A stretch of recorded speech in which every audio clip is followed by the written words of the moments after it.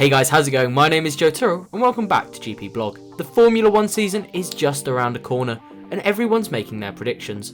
And we're no different. We've already done our bold predictions for 2023, so if you haven't watched that, I suggest you go and check it out. And we will be predicting the entire Drivers' Championship just before the season starts.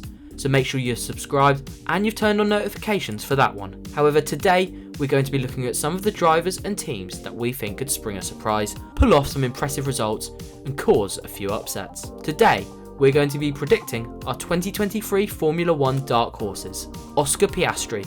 Oscar Piastri was front and centre of our most recent video, and in that we explained how we think he's a generational talent. So on the whole, Piastri's talent has been somewhat overshadowed by controversy, but it's not really been his fault. Throughout this video I've used the words generational talent, and I don't think that's an overstatement because his record compares to drivers considered the stars of the future.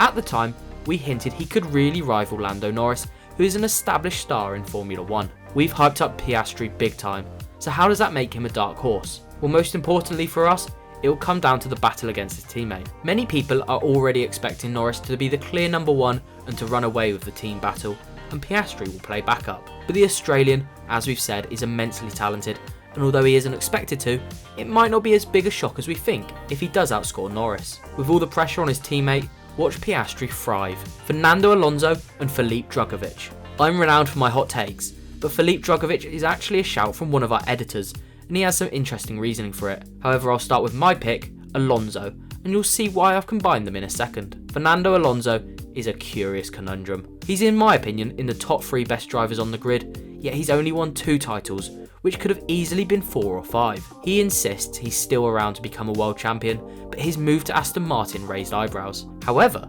if Aston get their act together, a hungry Fernando is a very dangerous one. I'm not saying he'll win the crown this year, but he could well drag his car up the grid, and he'll definitely outperform Lance Stroll. I know what you're saying.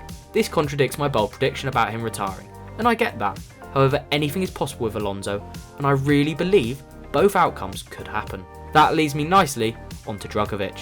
Well, editor Matt says that Alonso will fall out with his Aston Martin team, prompting his departure and promotion of Drugovich the F2 champion. It's bold, but could this actually happen? Let us know in the comments. Williams' progress under their new ownership was somewhat stunted last season, so the only way is up for them, but I think they've got some surprises up their sleeve. With Alex Albon entering his 2nd season with the team, and the fresh energy of the talented Logan Sargent, this is a clean slate for them.